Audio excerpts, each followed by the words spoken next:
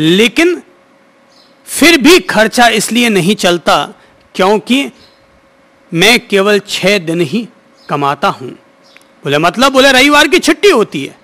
तो बोले इससे क्या फर्क पड़ता है? बोले फर्क ये पड़ता है मैं कमाता हूं 6 दिन पर तुम खर्चा करती हो 7 दिन। मैं कमाता हूं 6 दिन और तुम खर्चा करती हो 7 दिन। अगर तुम थोड़ा सा निरोध करना सीख जाओ तो मुझे एक्स्ट्रा मेहनत करने की जरूरत नहीं पड़ेगी। निरोध ही योग है।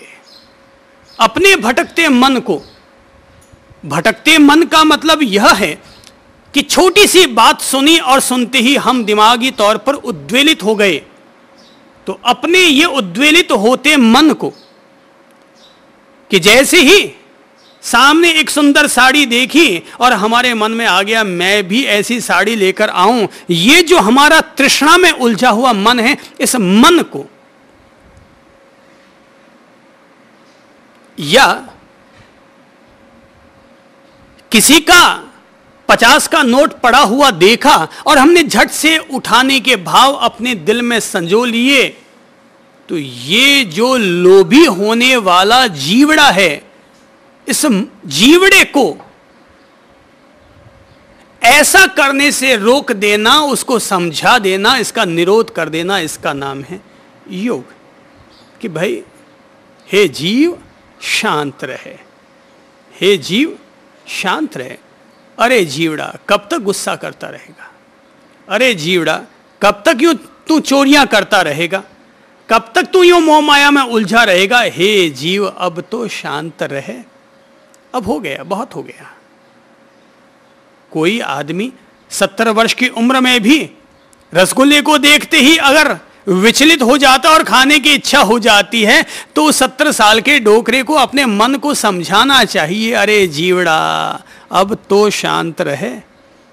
खाते खाते और निकालते निकालते 70 साल गुजार दिए। शाम को खाते और सुबह निकालते निकालते 70 साल निकाल दिए। तो हर रोज खाना है, हर रोज निकालना है। अरे जीवड़ा अब तो शांत रहे। क्या खाता खाता ही मरना चाहता है क्या? इसका नाम है मनन, इसका नाम है चिंतन, इसका नाम है खुद के द्वारा खुद की समझाइश। कि आदमी अपने मन को समझा लेता है कि भाई अब थोड़ा थोड़ा ठंडा हो गई, हो गया यार, बहुत खा लिए, बहुत जा आए, बहुत गुस्सा कर लिया, बहुत रिश्ते तोड़ लिए, बहुत हाका हुका कर लिया, बहुत लोगों के दिलों को ठेस पहुंचा दिया। अब तो हे जीव अब शांत रहे। ये जो हम अपने द्वारा अपने को समझाते हैं, इसका नाम है योग। क्योंकि हमने अपना निरोध किया, हमने अपना निरोध किया। निरोध किया यानी ब्रेक लगा दिया, अंकुश लगा दिया। जैसे महावत हाथी पर अपना अंकुश लगाता है, वैसे ही हमने अपने आप पर अंकुश लगा दिया। क्योंकि मन अपने प्रवाह में बहने लगा था, थोड़ा ये खा लो, थोड़ा वो पा लो, थोड़ा ये कर लो। 3 बीवियां मर गई, फिर भी चौथी एक और बीवी चाहिए। तो मन ये जो प्रवाह में बह रहा है, ऐसा हुआ। एक दफा एक सज्जन मेरे पास आए और कहने लगे, साहब मेरी जिंदगी में बड़ा विचित्र योग बना कि मेरी अब तक 3 बीवियां मर गई, मेरी अब तक 3 बीवियां मर गई। अब आप ही मुझे बताइए कि अब मुझे क्या करना चाहिए।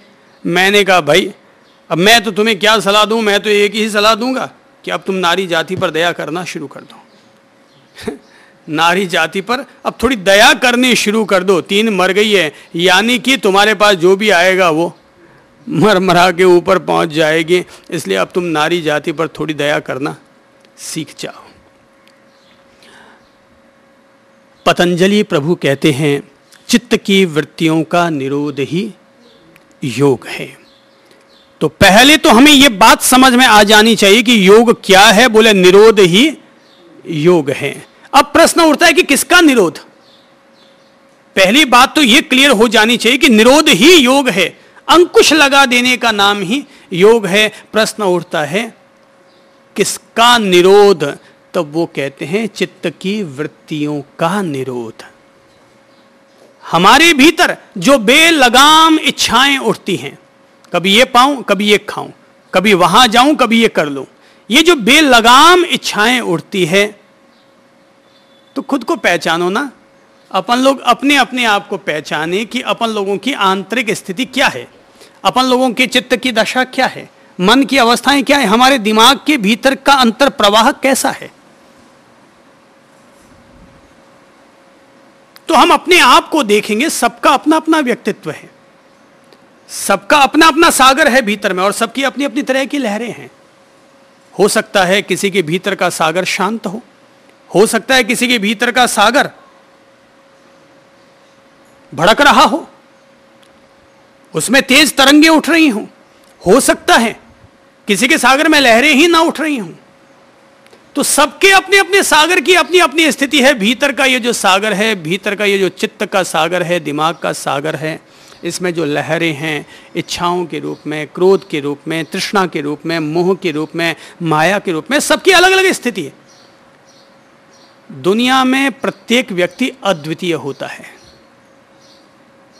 प्रत्येक व्यक्ति एक जैसा दूसरा कोई व्यक्ति होता ही नहीं है। भीतरी तौर पर तो कभी नहीं होता। बाहरी तौर पर शायद जुड़वा भाई एक जैसे लग जाएं, जुड़वा बहनें एक जैसी दिख जाएं, पर भीतर से वो भी जुदा जुदा होती हैं। अंतर्मन सबका प्राइवेट होता है। तो अंतर्मन का जो सागर है, आप सागर के किनारे जितनी दफा जाएंगे ना, उतनी बार सागर के अलग अलग रूप दिखाई देंगे। तो हम भी जितनी बार अपने भीतर ध्यान धरेंगे, अपने भीतर जागरूकता रखेंगे, हम देखेंगे हर बार हमारे चित्त की अवस्थाएं अलग अलग हैं। जैसे सागर में लहरों का उठना प्राकृतिक है, नैसर्गिक है, वैसे ही हमारे भीतर भी जो तरंगें उठती हैं वो भी वैसी ही होती हैं।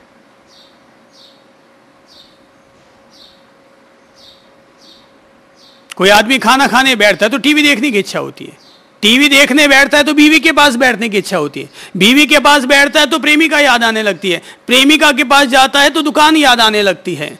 आदमी का मन, ये सागर के लहरें कब कहां कैसे उठती चली जाएंगी कोई पता नहीं चलता। कब दुनिया में कौन सहेला बन जाता है और कौन सहेली बन जाती है कोई पता नहीं चलता है। सारे लोग बाहर से ही एक पति व्रती और एक पत्नी व्रती होते हैं, भीतर से तो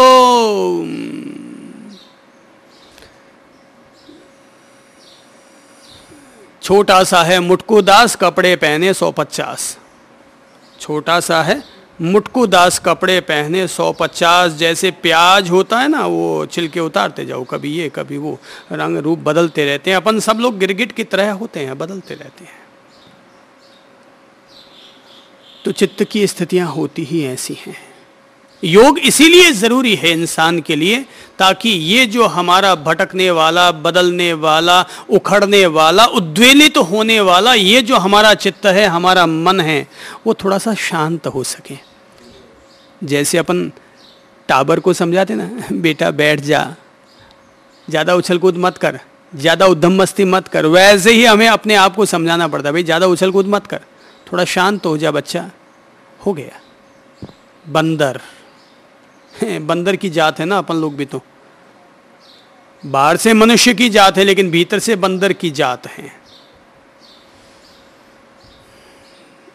मन भटकता है तो हम जब योग की शरण में आ रहे हैं, योग से अपनी दोस्ती कर रहे हैं, तो अपन लोगों को समझ लेना चाहिए कि निरोध ही योग है, निरोध ही योग है। और निरोध करना किसका है? बोले चित्त में उठने वाले ये जो उमड़ घुमड़ हैं, इनका निरोध करना है।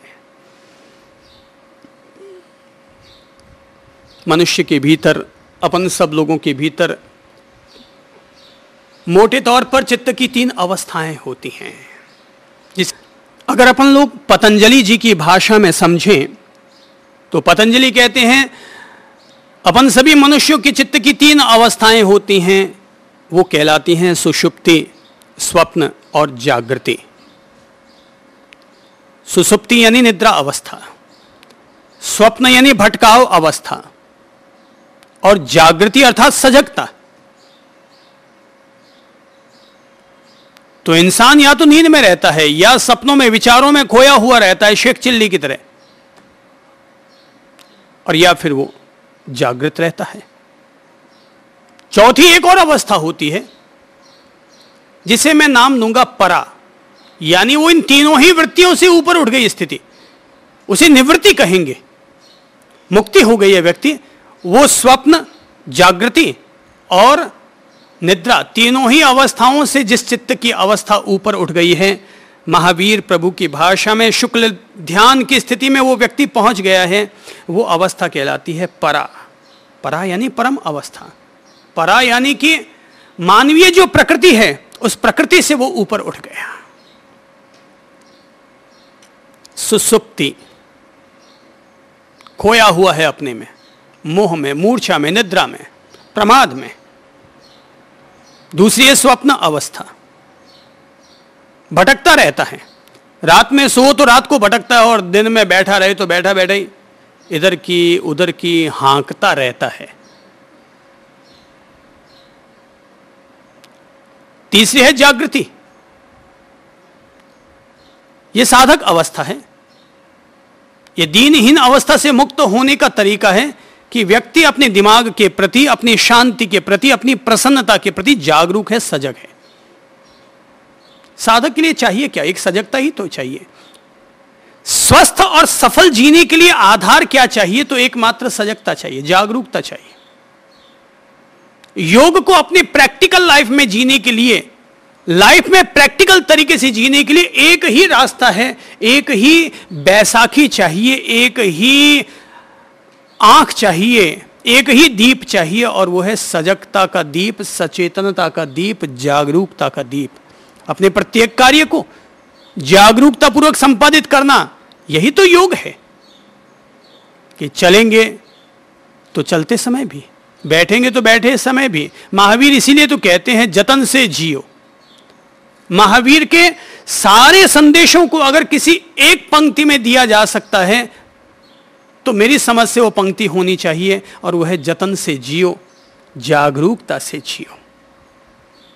जैन का एक अर्थ होता है वो इंसान